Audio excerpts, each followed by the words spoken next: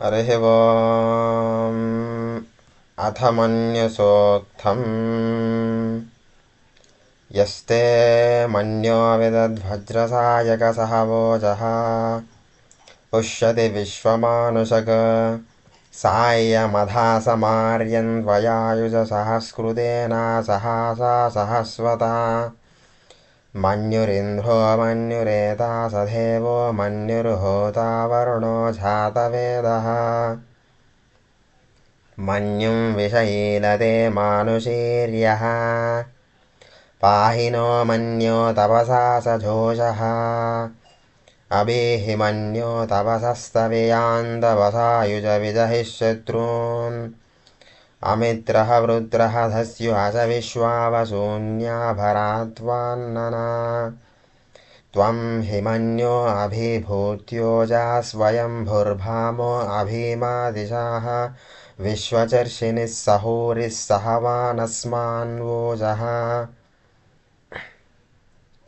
पृथनासुधे अभागः सन्नवपरेतो अस्मितवक्रत्वातविशस्य प्रचेतः तन्वा मन्यो अक्रतुर्जिहीलहं स्वातनुर्भलदेयाय मेहि अयस्ते अस्युपमेयर्वाज्व्रतचीनः सहोरे विश्वधायः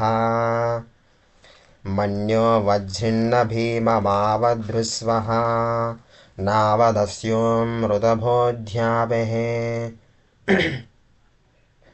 अभिप्रेहि दक्षिणतो भवायेता वृत्राणि जङ्गणावा भोरे जुहोमिते धरुणं मध्वो अघ्रमुभौ पांशुप्रथमाभिभावा त्वया मन्यो सरथमारुझन्तो हर्षमाणसो दृशिता मरुत्वः दिग्भेशव आयुधसंशिशीन अभिप्रयन्तु नरो अग्निरूपः अग्निरिवा मन्यो त्विषितः सहस्वसेनानीर्नः सहोरे हुतयेधि हत्वा या शत्रून् विभजस्व वेदजो विमानो विमृधोऽनुदस्व सहस्वा मन्यो अभिमातिमस्म्रेरुजमृणन् प्रमृणन् प्रेहि शत्रून् उघ्रन्ते पाजो नंवारो रुद्रे वसि वशयन्नयस एकजत्वम् एको बहूणामसि मन्याभिलीतो विषं विषं युधये संशिशाधि अकृतरुक्वयायुझावयन्ध्युमन्तं घोषं विजयाय कृन्महि विजेशक्रुधीन्द्र इवाणवभ्रवोऽस्माकं मन्यो अधिपा भवेह